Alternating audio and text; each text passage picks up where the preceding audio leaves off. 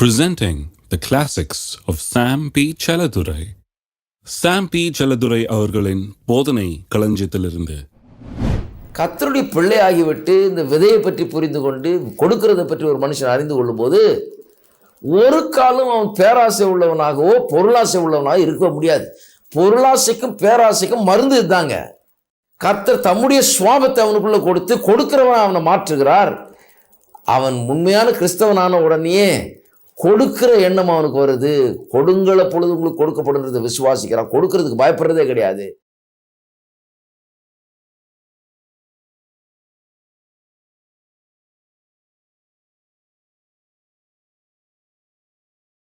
கர்த்தர் நல்லவர்ங்கிற இந்த நிகழ்ச்சியின் மூலமாக பொருளாதார செழிப்பை குறித்து கடந்த பல வாரங்களாக நான் இங்கே போதித்து வருகிறேன். பொருளாதார செழிப்பை குறித்த இந்த போதனையை பல்வேறு பகுதிகளாக நான் போதித்து வருகிறேன். இப்பொழுது 4ஆம் பகுதியில் இருக்கிறோம். இங்கே பெருக்கத்தை குறித்து நான் போதித்து வருகிறேன். இன்க்ரீஸ், பெருக்கம். பெருக்கம் என்பது தேவனுடைய எண்ணத்திலே உதித்த ஒரு யோசனை. பெருக்கம் தேவனுடைய திட்டம். சகல ஜீவராசிகளுக்குள்ளாகவும் பெருகக்கூடிய தன்மையை தேவன் வைத்திருக்கிறார். இதையெல்லாம் திட்டவட்டமாக நான் எடுத்து போதித்து கொண்டு வருகிறேன். எல்லா விதத்திலும் நாம் அதிகமாக வேண்டும். ஆவியில, ஆத்மாவிலே, சரீரத்திலே, குடும்பத்திலே, பொருளாதாரத்திலே, எல்லாவற்றிலும் நாம் அதிகமாக வேண்டும் என்பது தேவனுடைய சித்தமாக இருக்கிறது. குறிப்பாக பொருளாதாரத்தை குறித்து பேசி வருகிறோம். நிச்சயமாக பொருளாதாரத்திலும் நாம் அதிகமாவது அல்லது பெருகுவது தேவனுடைய சித்தமாகவும் நோக்கமாகவும் இருக்கிறது. அப்படியானால் எல்லாவற்றுக்குள்ளும் பெருகக்கூடிய தன்மையை வைத்த தேவன் பெருகிறதுக்கான சில வழிமுறைகளையும் வைத்திருக்கிறார் என்பதை குறித்து தான் கடந்த 2 வாரங்களாக போதிக்க ஆரம்பித்தேன். எப்பேற்பட்ட வழிமுறைகள்? அதைத்தான் விதைப்பு அறுப்பு என்கிற பிரமாணத்தின் மூலமாக தேவன் இந்த பூமியில் வைத்து விட்டார். ஆகவே இந்த விதைப்பை பற்றியும் அறுப்பை பற்றியும் நன்றாய் புரிந்து கொள்ள வேண்டும். நாம் பெருக வேண்டும் என்றால், பொருளாதாரத்தில் பெருக வேண்டும் என்றால் இந்த விதைப்பு அறுப்பு எப்படி கிரியை செய்கிறது என்கிறதை கற்றுக்கொள்ள வேண்டும். ஏனென்றால் அப்பொழுதுதான் பொருளாதார பெருக்கம் ஏற்படும். விதைப்பின் பிரமாணம் என்ன சொல்லுகிறது? வாழ்க்கையில் எல்லாமே ஒரு விதையில் தான் ஆரம்பிக்கிறது என்று சொல்கிறது. அது மட்டுமல்லாமல் உங்களுக்கு நாளைக்கு என்ன வேணுமோ அதை இன்றைக்கு உங்களிடத்தில் இருக்கிற ஒன்றை கொண்டு நாளைக்கு வேண்டிய எல்லாவற்றையும் நீங்கள் உருவாக்க முடியும் என்று இந்த விதைப்பின் பிரமாணம் சொல்லுகிறது. இன்னொன்று, இந்த விதைப்பின் அறுப்பின் பிரமாணம் உங்களுக்குள்ளே நம்பிக்கையும் தைரியத்தையும் மற்றும் பரவசத்தையும் ஏற்படுத்தும்படியாகவே தேவன் வைத்திருக்கிறார். வாழ்க்கையில் அப்படியே தோய்ந்து போயிடக்கூடாது, அப்படியே சோர்ந்து போயிடக்கூடாது, சலித்து போயிடக்கூடாது, விரக்தி அடைந்துடக்கூடாது. அநேகர் அந்த நிலையில் தான் இன்றைக்கு இருக்கிறார்கள். ஆனால் கர்த்தர் இதை ஏன் வைத்திருக்கிறார்னு சொன்னால், ஒரு மனுஷன் இன்றைக்கு விதைகளை புரிந்து கொள்கிறானோ, விதைப்பு அறுப்பு எப்படி வேலை செய்கிறது என்பது புரிந்து கொள்கிறானோ, அந்த மனுஷனுக்கு வாழ்க்கையில் நம்பிக்கை உண்டாகிறது. அவன் ஏன்னா அவனுக்கிட்ட கொஞ்சம் இருக்கலாம், ஆனால் அதை விதையாக பார்க்கிறான். பெருக முடியும் என்று அவனுக்கு தெரியுமாகவே அவனுக்குள்ள பரவசம் உண்டாகிறது, எதிர்பார்ப்புகள் உண்டாகிறது, தைரியம் உண்டாகிறது, நம்பிக்கை உண்டாகிறது. அது மட்டுமல்ல, தேவன் ஒருபோதும் உங்களை விதை இல்லாமல் விடுகிறது இல்லை. விதையை கையில் கொடுத்து தான் இந்த பூமியில் உள்ள வைத்திருக்கிறார். யாருமே என்கிட்ட ஒன்றும் இல்லைன்னு சொல்ல முடியாது. இதெல்லாம் நான் போதித்தேன். இன்றைக்கு அதோடு சேர்த்து சில காரியங்களை சொல்ல விரும்புகிறேன். விதை என்கிறதை நம்ம புரிந்து கொள்ளாமல், விதை எப்படி வேலை செய்கிறதுன்னு புரிந்து கொள்ளாமல், நம்முடைய கையில் இருக்கிறத நாமே வைத்து கொண்டிருந்தால், கையிலேயே வைத்து கொண்டிருந்தால், அது விதையாய் பார்த்து அதை விதைக்காமல் கையிலேயே நாம் வைத்து கொண்டிருந்தால் அது பெருகவே வாய்ப்பு இல்லாமல் போய்விடுகிறது. கையில் இருக்க விதை அது இன்றைக்கு எந்த அளவில் இருக்குதோ அந்த அளவில் தான் நாளைக்கு இருக்கும். அதே அளவில் தான் 10 வருஷம் பொறுத்து இருக்கும். இன்னும் கேட்டால் கொஞ்சம் குறையுமே ஒழிய அது கூடாது. ஏனென்றால் கையில் விதை இருக்கிற வரைக்கும் அது பெருகவே வாய்ப்பே கிடையாது. கையில் எவ்வளோ இருக்குதோ அவ்வளோ அதிகமாக தான் இருக்க முடியும் ஒழிய அதுக்கு மேலே கொஞ்சம் கூட அதிகமாக அதுக்கு முடியவே முடியாது. ஆனால் அதை விதைத்தவுடன் கையில் நீங்கள் வைத்திருந்தப்போ எந்த அளவு இருந்ததோ அதை விட குறையவே முடியாது. இனிமே அதிகம்தான் ஆக முடியும் ஒழிய குறையவே முடியாது. கையில் வச்சிட்டு இருக்க வரைக்கும் அதிகமாக முடியாது. கையில் இருக்கிறத விதைத்த உடனே குறைய முடியாது. மறுபடியும் சொல்கிறேன் கேளுங்க. விதைன்னு புரியாமல் ஒரு மனுஷன் தனக்கு உள்ளதெல்லாம் கையில் வைத்துட்டு இருக்கிற வரைக்கும் அதிகமாகவே முடியாது. விதைத்தவுடன் அவன் குறைந்து போகவே முடியாது. இதுதான் வேத வசனத்தின் மாறாத ஒரு பிரமாணமாக இருக்கிறது. நீங்கள் உங்கள் கையில் இருக்கிறத அப்படி காண்கிறீர்களா? உங்கள் பணத்தை அப்படி காண்கிறீர்களா? விதையாய் காண்கிறீர்களா? உங்களுக்கு இருக்கிற அன்பு, இரக்கம் இவைகளை விதையாக காண்கிறீர்களா? தாளந்துகள், கிருபைகள், ஆற்றல்கள் இவைகளை விதையாக காண்கிறீர்களா? உங்களுக்கு இருக்கிற எல்லாமே ஒரு விதையாக தான் இருக்குது பாருங்கள். அதை விதையாய் நாம் காணும்போது அதை விதைக்க ஆரம்பிக்கிறோம். விதைப்பு அறுப்பு என்கிற பிரமாணத்தின்படி வாழ ஆரம்பிக்கிறோம். அப்போ தான் பெருக்கம் ஏற்பட முடிகிறது. பண விஷயத்திலே அப்படி தான். பணம் என்கிறது ஒரு விதை. இந்த விதையை நாம் விதைக்க வேண்டும். வேத வசனம் திட்டவட்டமாக நமக்கு போதிக்கிறது. மோசம் போகாதிருங்கள், தேவன் தம்மை பரியாசம் பண்ண விட்டார். மனுஷன் எதை விதைக்கிறானோ அதை அறுப்பான். எதை விதைச்சாலும் அதை அறுக்க போகிறான். அன்பை விதைச்சா அன்பை அறுக்க போகிறான், தீமையை விதைச்சா தீமையை அறுக்க போகிறான், பணத்தை விதைச்சா பணம் அறுக்க போகிறான். இப்படிதான் வாழ்க்கையின் பிரமாணம் இது. மனுஷன் எதை விதைக்கிறானோ அதை அறுக்க போகிறான் என்று வேதவசனம் திட்டவட்டமாக நமக்கு போதிக்கிறதை நாம் இங்கே காண்கிறோம். ஆகவே அருமையானவர்களே, நான் சொல்லுகிறேன், இது வாழ்க்கையின் ஒரு மாறாத பிரமாணமாக இருக்கிறது. முன்னேற்றத்துக்கு ஒரு மிக முக்கியமான பிரமாணம் இருக்கும் என்றால், என்னுடைய கையில் சிறிய அளவில் இன்றைக்கு இருக்கிற காரியங்களை நான் விதையாய் கண்டால்தான் பெரிய அளவிலே நாளைக்கு அதே காரியங்களை நான் உடையவனாக இருக்க முடியும். சிறிய அளவில் ஃபைனான்ஸ் இன்றைக்கு ஒருவேளை உங்கள் கையில் இருக்கலாம். உங்கள் கையில் ஒருவேளை இருக்கிறது இன்றைக்கு சிறியதாய் அநேகருக்கு தோன்றலாம், உங்களுக்கே ரொம்ப சிறியதாக தோணலாம். என்னங்க இதை போய் பெரியதாக நினைக்கிறீங்களே, இதை பெருசாக சொல்கிறீங்களே? இல்லை, இந்த விதைக்குள்ளே எத்தனை விதைகள் இருக்கிறது, இந்த விதைக்குள்ளே எத்தனை செடிகள் இருக்கிறது, அந்த செடிக்குள்ளே எத்தனை விதைகள் இருக்கிறது, அந்த விதைக்குள்ளே எத்தனை செடிகள் இருக்குது, இப்படியே பெருக்கி கொண்டே போனால் பல கோடி விதைகள், பல கோடி செடிகள், பல கோடி பழங்கள் இதன் மூலமாக உருவாக முடியும். அப்படித்தான் வாழ்க்கையை பார்க்க வேண்டும். அப்படி பார்க்காதனால தான் நமக்கு பற்றாக்குறையாக இருக்குது. நாம் எப்போதும் இந்த பற்றாக்குறை மென்டாலிட்டியில் வந்துடுறோம் பாருங்கள். எல்லாம் அப்படியே கையில் வச்சுருக்கிறத பார்த்துக்கிட்டு என்ன பண்ணுறது, இவ்வளோ தான் இருக்குது, இதை வச்சு தான் சாப்பிட்ணும், இதை வச்சு தான் இருக்கணும். யாராவது கேட்டு பாருங்கள், இதை வச்சு தான் விதைக்கணும், இதை வச்சு தான் பெருக்கணும்னு சொல்கிறாங்களா? சொல்லவே மாட்டாங்க பாருங்கள். என்ன சொல்லுவாங்க? என்ன பண்ணுறது வருதே, இதுதான் சம்பளம், இந்த 3000 ரூபா வச்சு தான் கடத்தணும் நான் காலத்தை, இந்த 3000 ரூபா வச்சு தான் சாப்பிட்ணும், இதை வச்சு தான் ஃபீஸ் கட்டணும், இதை வச்சு தான் நான் வாடகை கட்டணும், இதை வச்சு தான் அப்படி தான் பேசுவாங்களே ஒழிய, கர்த்தருக்கு ஸ்தோத்திரம், இந்த 3000 ரூபா கர்த்தர் கொடுத்துருக்கிறாரு, இதை வச்சு நான் பெருகப் போகிறேன், இது ஒரு விதை, இது என்னை பெருக பண்ணுகிற விதை, இது கொஞ்சமாக இன்றைக்கு இருக்கிறது, ஆனால் இந்த கொஞ்சத்திலே நான் கோடிக்கணக்கை காண்கிறேன், இந்த கொஞ்சம் ரூபாயிலே கோடிக்கணக்கான ரூபாய்களை நான் பார்க்கிறேன், என் கண்ணுக்கு அதுதான் தெரியுது, இதை பார்க்கும்போது நான் விதையாய் காண்கிறேன் என்கிறதை ஒரு மனுஷன் அப்படி அந்த அளவில் புரிந்து கொண்டான் என்றால் அவனுக்கு ஒரு பெரிய எதிர்காலம் காத்து கொண்டிருக்கிறது என்று தான் நான் சொல்லுவேன். ஏனென்றால் அவனுக்கு தேவனுடைய காரியங்கள் எப்படி இயங்குகிறது என்பதை கண்டுபிடிச்சிட்டான், எப்படி தேவனுடைய பிரமாணம் கிரியை செய்கிறது என்பதை கண்டுபிடித்து விட்டான். உடனே அவன் என்ன பண்ணுகிறான், இருக்கிறதை எடுத்து விதைக்கிறவனுக்கு விதையும் புசிக்கிறவனுக்கு ஆகாரத்தையும் கொடுக்குற தேவன் என்பதை புரிந்து கொண்டு கொஞ்சத்தை சாப்பிட்றான். ஆனால் விதைக்கிறதுல ரொம்ப தீவிரமாக இருக்கிறான். ஏனென்றால் விதைத்தால் தான் பெருக முடியும் என்பது அவனுக்கு திட்டவட்டமாய் விளங்குகிறது. அருமையானவர்களே, உங்கள் பணத்தை எப்படி பார்க்குறீங்க? அநேகர் இன்றைக்கு பொருளாதாரத்தில் ஏன் பெருகிறது இல்லைன்னா, பணத்தை வெறும் அப்படியே வச்சு இவங்களுடைய தேவையை சந்திக்கிற ஒன்றாக தான் காண்கிறார்களே தவிர, இதை கொண்டு போய் விதைத்து இதிலிருந்து ஒரு பெருக்கத்தை நான் எதிர்பார்க்க வேண்டும், இன்னைக்கு இருக்கிறத விட நாளைக்கு இன்னும் அதிகமாக எனக்கு வந்து கிடைக்க வேண்டும், விதைச்சாதான் அது கிடைக்கும், நாளைக்கு கிடைக்க வேணும்னு நிறைய பேர் விரும்புகிறாங்க. ஆனால் எப்படி விரும்புகிறாங்க? எங்கேருந்தோ கிடைக்கும், எப்படியோ கிடைக்கும், ஏதோ வழி உண்டாகுன்னு நினைக்கிறாங்க. கர்த்தர் ஒரு திட்டவட்டமான ஒரு வழியை உண்டாக்கி வைத்திருக்கிறார். அதுதான் விதைப்பு அறுப்பு என்கிற வழி. திட்டவட்டமாக அதை கொண்டு போய் விதைத்தால், தசமபாகம் காணிக்கை இதெல்லாம் வந்து விதைப்பு. திட்டவட்டமாய் விதைத்தால், கையில் இருக்கிறத விதைக்கும் போது பெருக்கம் உண்டாகிறது. ஆகவே தான் கர்த்தர் என்ன சொல்கிறாரு, தசமபாகத்தை பண்டகசாலை கொண்டு வாருங்கன்றார். ஏன்? அவர் காசு இல்லாதனால கேட்டாரா? கிடையாது.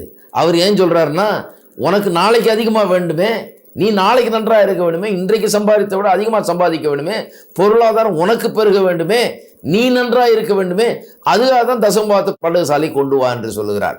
நல்லா புரிந்து கொள்ள வேண்டும். நிறைய பேர் நினைக்கிறாங்க தசமபாகத்தை பண்டகசாலை கொண்டு வந்த உடனே கடவுளுக்கு இவங்க பெரிய உதவி செஞ்சிடறதாக. கடவுளுக்கு நாம் உதவ முடியாதுங்க, கடவுள் தான் நமக்கு உதவுறார். நீங்கள் வச்சிருக்கிற 100% பணமும் கர்த்தரிடத்திலிருந்து வந்தது, கர்த்தர் உங்களுக்கு உண்டு பண்ணின ஆசீர்வாதம் அது. கர்த்தர் அப்புறம் உங்கள்கிட்ட ஏன் 10% கேட்குறாரு? உங்கள்கிட்ட 10% ஏன் கேட்குறாருன்னா, அப்பா விதை, இது ஒரு விதை, இதை விதைச்சாதான் உனக்கு நாளைக்கு இருக்கும். அநேகருக்கு இன்றைக்கு இது விளங்காமல் தான் இன்றைக்கு அவர்கள் தன்னுடைய வாழ்க்கையை பற்றாக்குறையிலேயும் இல்லாமையிலேயும் கைக்கும் வாய்க்கும்ங்கிற அப்படிப்பட்ட ஒரு வாழ்க்கையிலையும் வாழ்ந்து கொண்டிருக்கிறார்கள். எலியா தீர்க்கதரிசி கூட பாருங்கள், அந்த விதவியினுடைய வீட்டில் போனப்போ இந்த விதைப்பு அறுப்பு என்கிற பிரமாணத்தை நிரூபித்து காண்பித்தார். அந்தம்மா என்ன பண்ணுது, கடைசியாக கொஞ்சம் மாவு எண்ணெயை வச்சிட்டு இருக்குது, சாப்பிட்டு சாகலான்ற முடிவுக்கு வந்துடுச்சு. இவ்வளோதான், எல்லாரும் சம்பளத்தை பார்க்குறாங்களா, அதே நோக்கம் தான் அந்தம்மாவுக்கும். கடைசி காசு, கடைசி சாப்பாடு, இதை சாப்பிட்டு அடுத்தது சாவு இப்படின்னு அந்தம்மா பேசிகிட்டு இருக்கு. அதுக்கு குச்சியை பொறுக்கிட்டு இருக்கு. கடைசியாக சாப்பிட்டு சாகிறதுக்கு. ஆனால் தீர்க்கதரிசி வந்து ஒரு புது போதனையை கொடுக்குறார். இன்றைக்கு இந்த போதனையில் கேட்டுக்கொண்டிருக்கிற நீங்கள் நினைக்கலாம் இது என்ன புது போதனையாக இருக்குதுன்னு. நான் சொல்லுகிறேன், உங்களை ஊக்குவிக்கும்படியாக இதை நான் போதிக்கிறேன். கர்த்தருடைய பிரமாணங்களை உங்களுக்கு எடுத்து காண்பிக்கிறேன். நீங்கள் செழிப்பதற்கு என்ன வழி என்பதை குறித்து போதித்து கொண்டிருக்கிறேன். நீங்கள் முன்னேறுவதற்கு என்ன வழி என்பது வேதம் எப்படி சொல்லுகிறது என்பதை குறித்து போதித்து கொண்டிருக்கிறேன். தீர்க்கதரிசி வர்றாரு. தீர்க்கதரிசி வந்து இந்த அம்மா வீட்டில் சாப்பிட வரலைங்க. அவர் வந்து என்ன சொல்கிறாரு, நீ எனக்கு முதல்ல பண்ணி கொண்டு வான்றாரு. அப்போ என்ன அர்த்தம், இதை வந்து நீ சாப்பிட்ற ஆகாரமாக நினைக்காமல் இதை விதையா நினை என்று சொல்லுகிறார். அந்த அம்மா அதை புரிந்து கொண்டது. அதுதாங்க பெரிய ஒரு காரியம் பாருங்கள். அந்த அம்மா சாகிற நேரத்தில், கடைசி சாப்பிட்டு சாகலாங்கிற நேரத்தில் தீர்க்கதரிசி சொன்ன சத்தியம் அந்த அம்மாவுக்கு விளங்குது. சத்தியம் ரொம்ப முக்கியம் பாருங்க. சத்தியத்தை அறிவீர்கள், சத்தியம் உங்களை விடுதலையாக்கும் என்று வேதம் கூறுகிறது. சத்தியத்தை புரிஞ்ச உடனே அந்த அம்மா என்ன பண்ணுச்சு, போய் இவருக்கு மேலே செய்து கொண்டு வருது. தேவனுடைய ஊழியக்காரனுக்கு கர்த்தருடைய காரியங்கள் நிறைவேறும்படியாக கர்த்தருடைய காரியத்தை கொடுக்குது. அந்த அம்மா விதையாக தன்னுடைய மாவையும் எண்ணெயும் பயன்படுத்துகிறது, விதைக்கிறது. இந்த ஊழியக்காரனிடத்தில் விதைக்கிறது. அதை விதைத்த உடனே பார்த்தீங்கன்னா வேதம் சொல்லுகிறது, அந்த பஞ்ச தேசத்தில் பஞ்ச காலத்திலே ஒரு நாள் இவங்க சாப்பாடு இல்லாமல் இருந்தது இல்லையா. தினந்தோறும் அவர்களுக்கு சாப்பாடு குறையவே இல்லை. எப்படி கடைசி சாப்பாடு நினச்சோமே, இதோடு முடிஞ்சது நினச்சோமே, இல்லை. விதையாக நினச்சால், அதை விதைத்தால் நிச்சயம் பெருக்கம் உண்டு. நாம் விதைக்கிறோம், நடுகிறோம், தண்ணீர் பாய்ச்சுகிறோம், கர்த்தர் பெருக்கத்தை உண்டு பண்ணுகிறார். கர்த்தருடைய ஆசீர்வாதம் தான் அப்படி பெருக்கத்தை கொண்டு வருகிறது. அந்தம்மா தன்னுடைய வாழ்க்கையில் ஒரு பெரிய அற்புதத்தை அனுபவிக்கிறது பாருங்கள். ஆகவே கர்த்தருடைய ஆசீர்வாதம் வந்து இந்த விதைப்பு அறுப்புங்கிற பிரமாணத்தின் அடிப்படையில் தான் நமக்கு வருகிறது. அப்படி தான் கர்த்தர் ஆசீர்வதிப்பேன் என்று சொல்கிறார். அதான் சொல்கிறாரு, கையிட்டு செய்கிற வேலைகள் எல்லாம் ஆசீர்வதிப்பேன். அப்போ கையிட்டு செய்கிற வேலை தான் விதை, அதில் ஆசீர்வாதம், அதுதான் சம்பளம். கர்த்தர் அப்படி தான் ஆப்ரேட் பண்ணுறாரு பாருங்கள். உங்கள்கிட்ட இருக்கிற கொஞ்சத்தை நீ யூஸ் பண்ணு, உங்கள்கிட்ட இருக்கிற கொஞ்சம் காசை நீ விதை, அப்பொழுது அதிலிருந்து பெருக்கத்தை ஏற்படுத்துவேன். கொஞ்சம் திறமை இருக்குது, கொஞ்சம் இது இருக்குது, அதை விதை, அதை நான் பெருக பண்ணுவேன், இப்படியே பெருகி கொண்டு போகலாம் என்று சொல்லி இப்படி தான் தேவன் வழிமுறைகளை ஏற்படுத்தி வைத்திருக்கிறார். உங்கள் கையில் இருக்கிறது இன்றைக்கு ஒருவேளை கொஞ்சமாய் தெரியலாம், அற்பமாய் நீங்கள் எண்ணலாம். நேர் பாருங்க, இதுதான் கையில் இருக்கிற விதையை சபிச்சுக்கிட்டு இருக்காங்க தினந்தோறும். இது என்ன இது ஒன்றுத்துக்கு உதவாதாக்கும். சம்பளம் வாங்கணுன்னு கேட்டிருக்கீங்களா ஜனங்க? இது என்னத்துக்கு உதவ போதாக்கும், இது 4 நாளைக்கு வராதாக்கும், இது வந்து ஒன்றுத்துக்கும் போதாதாக்கும், அப்படியாக்கும் தங்களுடைய சம்பளத்தை தினந்தோறும் சபிக்கிற ஜனங்கள் இருக்கிறார்கள். அது எப்படி இருக்குன்னா, விதையை எடுத்து ஒரு விவசாயி தினந்தோறும் விதையை சபிச்சுக்கிட்டு இருக்கிற மாதிரி. இவன் இன்றைக்கெல்லாம் சபிக்கலாம், அது அவனுக்கு பலன் தரப்போகிறது இல்லை. இன்னும் கேட்டால் அது என்னன்னு அறிந்து கொள்ள முடியாமல் அவன் கண் இருட்டாகி விடுகிறது. சபிச்சுக்கிட்டு இருக்கிறதுனால சபிச்சுட்டு இருக்கிறது நிறுத்திட்டு, இதை கரைச்சி கொட்டிகிட்டு இருக்கிறது நிறுத்திட்டு, இந்த அற்பமாய் தோன்றுகிற இந்த சிறிய காரியத்தை ஒரு சிறிய ஆரம்பமாய் காண வேண்டும். இதுதான் முடிவில்லை. அந்த பெண் போல நினைக்கக்கூடாது, இதுதான் முடிவு, கடைசி சாப்பாடு சாப்பிட்டு சாக போகிறேன்னு. அவன் எண்ணத்தை மாற்றினதுனால தான் அற்புதம் நடந்தது, பெருக்கம் உண்டானது. அப்போ இதை வந்து முடிவாக நினைக்கக்கூடாது. இவ்வளவுதான், இதில் தான் வச்சு நான் பிழைக்கணுமாக்கும், இதில் தான் நான் ஒப்பேற்றணுமாக்கும், இதை வச்சு தான் பொழப்பு நடக்கணுமாக்கும்னு நினைக்கக்கூடாது. இதை ஒரு பெருக்கத்திற்கான விதையாய் எண்ண வேண்டும். அற்பமாய் தோன்றலாம், சிறியதாய் தோன்றலாம், ஆனால் விதையாய் எண்ணும்போது ஒரு பெரிய நோக்கத்தோடு நாம் அதை குறித்து சிந்திக்க ஆரம்பிக்கிறோம். இன்றைக்கு அற்பமாய் தோன்றுகிறது, நாளைக்கு விளைந்து பல கோடி மடங்கு பெருகி வரும்போது அது அவ்வளவு மேன்மையாய் நமக்கு தோன்றும். அது அப்படி பார்க்க, அப்படி சிந்திக்க நாம் கற்றுக்கொள்ள வேண்டும். தாவீது கையில் வெறும் கவன் தான் இருந்தது, ஒரு சின்ன கல் இருந்தது. எல்லாம் கிண்டல் பண்ணுறாங்க, ஏன் இதை எடுத்துகிட்டு போய் அவ்வளோ பெரிய மனுஷனுக்கு சண்டை போட போகிற, நீ அவனுக்கு எதிராக நிற்க போகிறேன். அதை எப்படி உபயோகப்படுத்தக்கூடியும் என்ற ஆற்றல் அவனுக்குள்ளே இருந்தது. கையில் கவன் இருந்தது, பாக்கெட்டில் கல் இருந்தது, அவ்வளோதான். இதை கரெக்டாக உபயோகப்படுத்தினா ராஜாவாயிடலாம். அவ்வளவு வல்லமை வாய்ந்தது அது, அவ்வளவு ஒரு பெரிய சீட் அது. இதை கரெக்டாக இவன் கொண்டு போய் யூஸ் பண்ணான். கர்த்தர் இவனுக்குள்ளே வைத்திருக்கிறது ஆற்றல், திறமையை சரியான விதத்தில் யூஸ் பண்ணான், ராஜாவாக ஆயிடலாம். ஆடு மேய்ச்சவன் ராஜாவானான் என்று சொன்னால் இந்த விதைப்பு அறுப்பு என்கிற பிரமாணத்தின் மூலமாக தான் அவன் ஆனான்.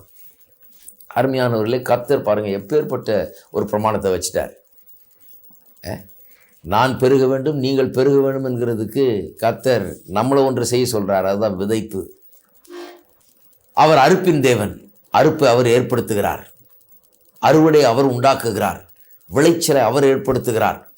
விதைக்கிறதை நாம் விதைக்க வேண்டும் இன்றைக்கு. அதனால தான் விதைக்கிறதை பற்றி ரொம்ப இதாக பேசுகிறேன் நான். ஏன்னு சொன்னால் இதுதான் நம்முடைய போர்ஷன், நான் செய்ய வேண்டியது. அறுவடையை அவர் ஏற்படுத்துகிறார். அங்கே மிஸ்டேக்கே வராதுங்க. அவர் ஒரு நாளும் தவறுறது கிடையாது.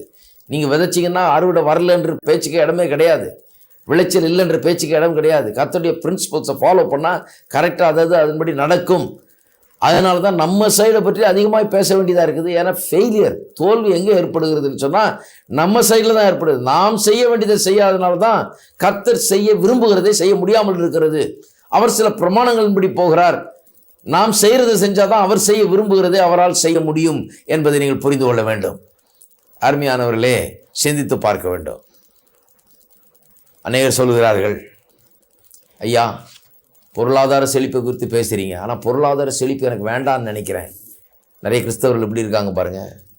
அவர்கள்லாம் சொல்கிறாங்க, பொருளாதார செழிப்பு வந்தால் பேராசை வந்துடும். அக்ரீடு, பொருளாசை வந்துடும், பேராசை வந்துடும், பொருளாசை வந்துடும்.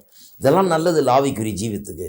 அதனால நான் ஒன்றுமே இல்லைனாலும் பரவாயில்ல, இப்படியே இருந்துடுறேன் அப்படின்னு சொல்லி அநேகர் நினைக்கிறார்கள். அருமையானவர்கள், நான் ஒன்று சொல்லுகிறேன் காருங்க.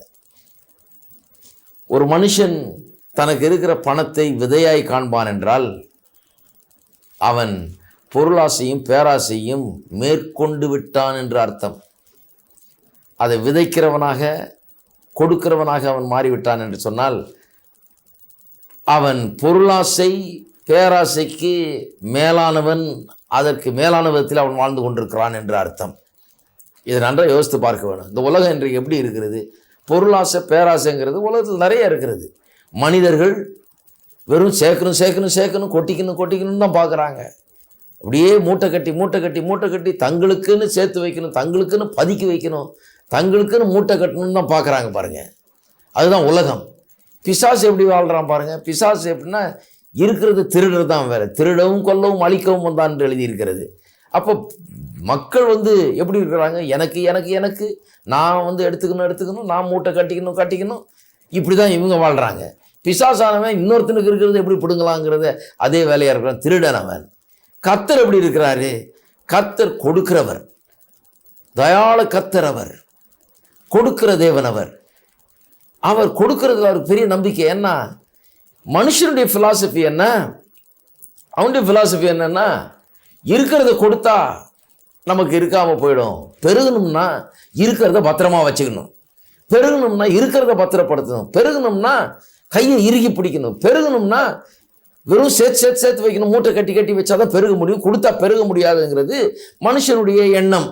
பிசாசனுடைய எப்படி எண்ணம்னா, அவனுடைய எண்ணம் எப்படின்னா, பெருகணும்னா இன்னொருத்தட்ட இருக்கிறத கொள்ளை அடிக்கணும், இன்னொருத்தர்கிட்டேருந்து எப்படியாவது அவனை ஒன்றுமில்லாமல் ஆக்கி நான் அதை எடுத்துக்கொள்ளணும். நிறைய பேர் இந்த பிசாசனுடைய இந்த பாலிசியை, இந்த ஃபிலாசபியை பின்பற்றுற மக்களே இருக்கிறார்கள் நிறைய பேர். இன்னொருத்தர்கிட்ட இருக்கிறது எப்படியாவது அடித்தாது நான் நல்லா வரணும், நான் நல்லா வர்றதுக்கு அதுதான் வழி, நான் பெருகிறதுக்கு அதுதான் வழி. ஒரு பக்கம் ஜனங்க என்ன நினைக்கிறாங்க, பெருகிறதுக்கு நான் எனக்கு இருக்கிறத கொடுக்காம பத்திரப்படுத்தி மூட்டை கட்டினா தான் வழி அப்படின்னு நினைக்கிறாங்க. இன்னும் சிலர் எப்படி இருக்காங்க, பிசாசின் மெத்தடை ஃபாலோ பண்ணுறது. எங்கே இருந்தால் கொள்ளை அடித்தா தான் எனக்கு பெருகும், அப்படி தான் பெருக்கம் ஏற்படும் அப்படின்னு சொல்லி அப்படின்னு நினைக்கிறாங்க. கர்த்தர் சொல்கிறாரு, பெருகிறதுக்கு நான் ஒரு வழியை வச்சுருக்கிறேன். அது என்னென்றால் கொடுப்பது. அதனால தான் அவர் கொடுத்தார் பாருங்க. தேவன் தம்முடைய ஒரே பேரான குமாரனை கொடுத்தார் என்று எழுதியிருக்கிறது. இன்றைக்கு குமாரன் கொடுக்கப்படலைன்னா நம்ம கதி என்ன ஆயிருக்குன்னு பாருங்க. கர்த்தர் தம்முடைய ஒரே பேரான குமாரனை கொடுத்தார். எதுக்கு கொடுத்தாராம்? அவர் அநேக கோடிக்கணக்கான குமாரர்களையும் பெற்றுக்கொள்ளும்படியாக, பாவத்து நிமித்தமாய் தூரமாயிருக்கிற அநேக கோடிக்கணக்கானவர்களை குமாரர்களாக குமாரத்திகளாக ஆக்கி கொள்ளும்படியாக, தமக்கு சொந்தமாக்கி கொள்ளும்படியாக, அவர்களை தம்மண்டலில் இழுக்கும்படியாக அவர் தம்முடைய சொந்த குமாரனை கொடுத்தார் என்று வேதவசனம் எழுதியிருக்கிறது. அருமையானவர்களே, எந்த ஃபிலாசபியை நீங்கள் ஃபாலோ பண்ண போகிறீங்க? ஒன்று மூட்டை கட்டுற ஃபிலாசபி, இருக்கிறத மூட்டை கட்டி பதுக்கி வைக்கிற ஃபிலாசபி. இன்னொன்று இன்னொருத்தன்ட்ட இருக்கிறத கொள்ளடிக்கிற ஃபிலாசபி. எப்படியாவது அவன்கிட்ட இருக்கிறத சுரண்டியாவது எடுத்துடணும், அவனை ஒன்றுமில்லாமல் ஆக்கியாவது நம்ம முன்னுக்கு வரணும். இப்படி தான் பெருகணும் வாழ்க்கையில். வாழ்க்கைனா அப்படி தான் சொல்லுவாங்க சிலர். இப்படி இல்லைன்னா பிழைக்க முடியாதாக்கும், அப்படி தான் பிழைக்கணும். பிசாசனுடைய ஃபிலாசபி பாருங்கள். கர்த்தருடைய ஃபிலாசபி எப்படி?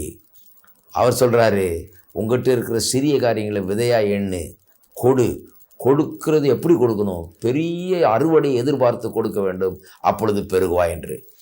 இதில் பாருங்கள், இந்த 3 ஃபிலாசபியில் இந்த 3வது ஃபிலாசபி, கர்த்தர் எப்படி இருக்கிறார், கர்த்தர் எப்படி எண்ணுகிறார்ங்கிற இந்த ஃபிலாசபி, கொடுக்குற ஃபிலாசபி இருக்குது பாருங்கள். கர்த்தருடைய பிள்ளை ஆகிவிட்டு இந்த விதையை பற்றி புரிந்து கொண்டு கொடுக்கிறதை பற்றி ஒரு மனுஷன் அறிந்து கொள்ளும்போது ஒரு காலம் அவன் பேராசை உள்ளவனாகவோ பொருளாசை உள்ளவனாக இருக்க முடியாது.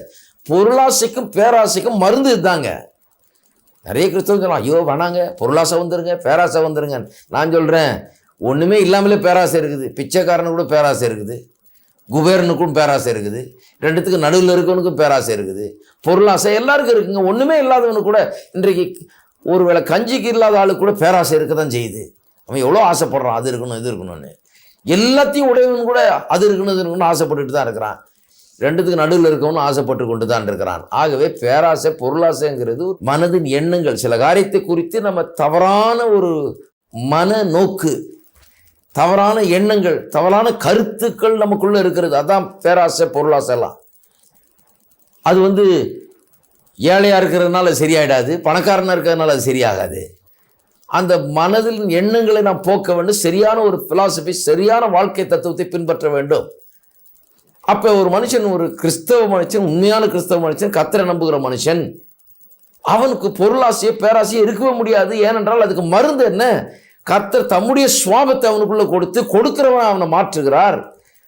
அவன் உண்மையான கிறிஸ்தவனான உடனே கொடுக்கிற எண்ணம் அவனுக்கு வருது. கொடுங்கள பொழுது உங்களுக்கு கொடுக்கப்படுறதை விசுவாசிக்கிறான். கொடுக்கறதுக்கு பயப்படுறதே கிடையாது. தன்னுடைய தசமபாகத்தை கொடுக்குறான், காணிக்கையை கொடுக்குறான், ஏழைகளுக்கு உதவுகிறான், தன்னுடைய குடும்பத்துக்கு கொடுக்குறான், எல்லாத்துக்கும் கொடுக்குறான், அள்ளி அள்ளி கொடுக்குறான். வாரி இறைத்தும் விருத்தி அடைவார் உண்டு என்று சொல்லியிருக்கிறது. அந்த வார்த்தையின்படி கொடுக்குறான் பாருங்க. கொடுக்க கொடுக்க அவன் பெருகி கொண்டே இருக்கிறான். அதான் சொல்லியிருக்கு, வாரி இறைத்தும் விருத்தி அடைவார் உண்டு என்று. அதிசயமா இருக்கு இல்லையா? உலகம் என்ன சொல்லுது? மூட்டை கட்டினா தான் விருத்தி அடைய முடியும்னு. பிசாசு என்ன சொல்றான்? கொள்ளை அடிச்சாதான் விருத்தி அடைய முடியும்னு. ஆனா தேவன் என்ன சொல்றாரு? வாரி இறைத்து விருத்தி அடைய வழி ஒண்ணு வச்சிருக்கேன். வாரி இறைச்சுன்னா ஊதாரித்தனமா செலவழிச்சில்ல. வாரி இறைக்கிறதுனா அந்த காலத்துல விதையை கொண்டு போய் விவசாயி இப்படி வாரி வாரி தான் இறைப்பான். அதை சொல்லிடுது. நல்லா கொடுத்து கொடுத்து கொடுத்து கொடுத்து விருத்தி அடைகிற ஒரு ஜாதி உண்டு. அதுதான் மெய்யான கிறிஸ்தவ மக்கள். அருமையானவர்களை கொஞ்சம் சிந்தித்து பார்க்க வேண்டும். பேராசைக்கு மருந்தே இதில் தான் இருக்குது. பெருக்கத்தை அறிந்தவர்கள் தான் பேராசையிலிருந்து விடுபட முடியும். பெருக்கம் எப்படி உண்டாகிறது என்பதை புரிந்து கொண்டவர்கள் தான் பேராசையிலிருந்தும் பொருளாசையிலிருந்தும் விடுபட முடியும். ஏனென்றால் பெருக்கமும் ஆசீர்வாதம் வாழ்க்கையில் உண்டாக வேண்டும் என்றால் அவர்களுக்கு புரிஞ்சிருச்சு கொடுக்க வேண்டும் என்று சொல்லி. கொடுக்க என்னைக்கு ஆரம்பிச்சாங்களோ அன்னைக்கு பேராசையும் பொருளாசையும் அவர்களை ஆண்டு கொள்ள முடியாது. மாறிடுறாங்க, அவங்க ஆண்டு கொள்ளவே முடியாது. அருமையானவர்களே, கர்த்தர் வெறும் உங்களுக்கு பணத்தை கொடுக்கறது மட்டும் இல்லை, அதை பெருக்கிறது மட்டும் இல்லை, ஆளையே மாற்றிடுறாரு. வித்தியாசமான ஃபிலாசபிங்க இது, வித்தியாசமான வாழ்க்கை தத்துவம், வித்தியாசமான ஒரு வாழ்க்கை முறை.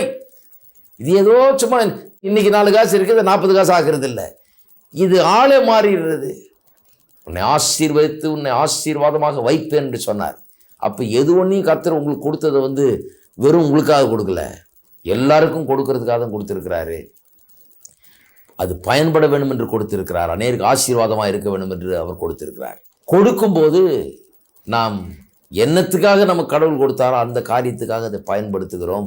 நிச்சயமாக அது நமக்கு பெருகும். கொடுக்கறதுனாலே பெருகும். நான் பிரசங்கியார் இன்றைக்கு பிரசங்கத்தை கொடுத்து கொண்டிருக்கிறேன், சத்தியங்களை கொடுத்து கொண்டிருக்கிறேன். எனக்கு தெரிஞ்சது இவங்களுக்கு தெரிஞ்சிடக்கூடாது, நான் மட்டும் நல்லா இருக்கணும், நான் மட்டும் இதெல்லாம் புரிஞ்சு வச்சுக்கணும், இவங்கெல்லாம் புரிஞ்சுக்கிட்டாங்கன்னா என்ன ஆகுறதுன்னு நினச்சேன்னா இன்றைக்கி எனக்கு இருக்கிறதும் கெட்டு போயிடும். எனக்கு இருக்கிற இந்த கொஞ்சமும் இல்லாமல் போய்விடும். நான் பெருக வேண்டும் என்றால் என்ன பண்ணணும்? தினந்தோறும் கொடுத்து கொண்டே இருக்க வேண்டும். அதன் மூலமாக தான் நான் பெருக முடியும். இதெல்லாம் வேத வசனத்தின் பிரின்சிபல்ஸ் பாருங்கள். ஆகவே அருமையானவர்களே, நீங்கள் பெருகும்படியாக தான் விதைப்பு அறுப்பு என்கிற பிரமாணத்தை வைத்திருக்கிறார். ஆகவே கொடுங்கள், அப்பொழுது உங்களுக்கு கொடுக்கப்படும். அமுக்கி குலுக்கி சரிந்து விழும்படி மனிதர்கள் மடியில் கொண்டு வந்து போடுவார்கள். கர்த்தர் உங்களை ஆசீர்வதிப்பாராக.